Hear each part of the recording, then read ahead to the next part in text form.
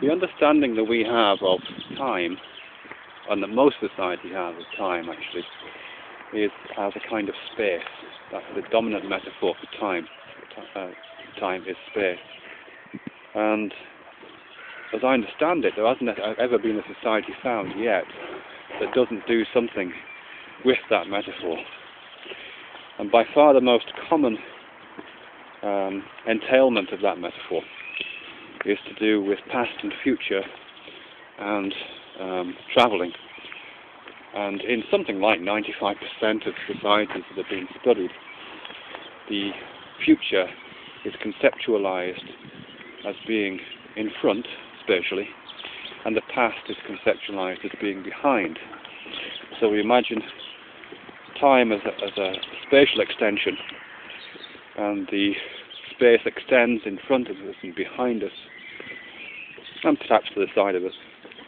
But the front is conceptualized as the future, the past is conceptualized as behind us, and to the extent that we are occupying the same time as someone, then we are walking together towards that future.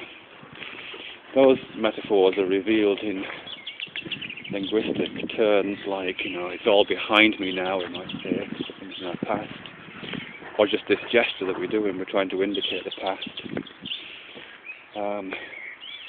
And in phrases like, I'm really looking forward to this weekend, something that's happening in the future.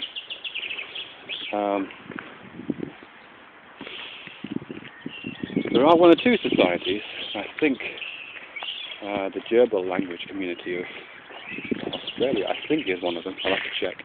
There are one or two societies that they use the spatial metaphor for time, but they conceive of the past as being in front of them and the future as being behind them, which on the face of it seems like evidence for an arbitrary metaphorical mapping, which in a sense is could count against sexual metaphor theory as having any validity. If we can just swap these things about, then what truth is there in any kind of embodied understanding of this stuff, or any universal perhaps understanding of this stuff? One of the ways that's been resolved is that when we're talking about time as being structured metaphorically on an understanding of space, it isn't static. In addition to conceiving of the future in front of us and the past behind us, there's also within that overall schema a sense of movement. So we either feel that we are moving toward the future, or in some ways we feel the future is moving towards us. So we might say, I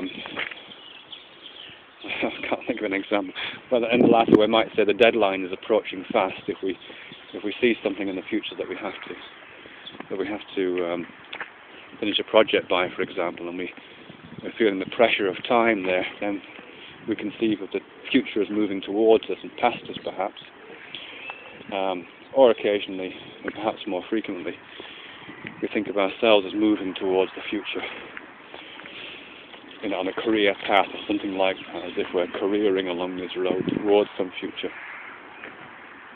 And similarly, we emerge out of the past.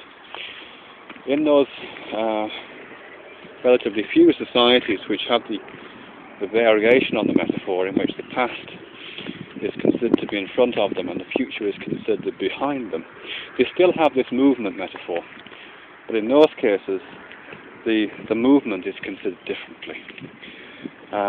So that they're still moving in the direction of the future, but they have their back to it. So the idea is, and I'll just mime this, the idea is that there's still this sense of movement towards the future, but one's orientation towards that future is different. So one faces the past and moves toward the future. And logically it makes a kind of sense. It's not necessarily intuitive from our perspective, from Western perspective, because we're sort of saturated with this idea that we are facing the future and we are looking forward to the future. But from another perspective, this idea that the future is in front of us and the past is in front of us and we're going backwards into the future kind of makes sense, because of course we can't see the past. whereas we can't see the future. So from that logic at least it makes sense to see what's behind you, to walk backwards into the future, seeing where you've been, rather than walking forwards into the future with the illusion that you can see where you're going.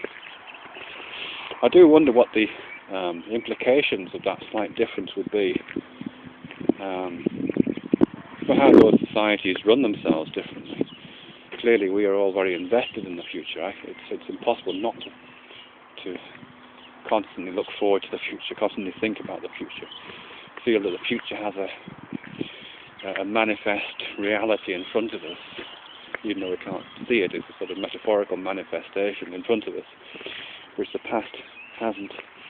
For those societies who are going backwards into the future, that must be very different. The past must have a much more metaphorically visual reality and manifest availability, whilst the future is something of a dazzling mirage in the past. And similarly, in terms of how, and here I'm going to talk a little bit about perhaps the details of perception and how that might affect that metaphor. When we're walking into the future, we're walking into a metaphorical visual field which is changing its character as we approach it. So a very far distance may be invisible to us because of size, but as the future approaches, it gets more and more detailed. It's at the centre of our focus. It acquires more characteristics. We can start to see its colour, its shape, the relationship between those elements of the future. We can make out its edges. It becomes more and more solid as it approaches. But as it approaches, it also moves gradually towards the periphery, because our eyes are fixed on the distant horizon of the future. And what was the future gradually moves towards the periphery, just as these trees are moving towards the periphery of my vision right now. Gradually loses some of its grand isolation. The edges are becoming more blurred. I get a sense of their colour disappearing. They become just looming shapes. They're lost into a kind of grey blur. Actually, it's not even grey, it's colourless, void blur at the edge of my vision, where all of what was distinct has merged, and then ultimately, as I pass that moment, it becomes part of this great collective. I'm not sure if it's an absence or a presence, but this kind of dazzling darkness behind me, which is indistinct and has no immediately available distinctions within it.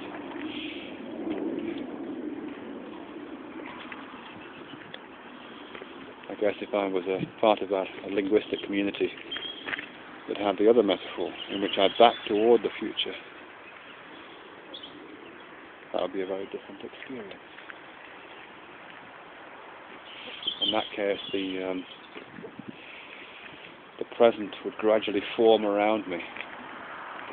It would loom, it would move, it would become present, it would acquire shape and form. It would become more and more detailed. It would get further and further away from me, and it would disappear into the distance of the past.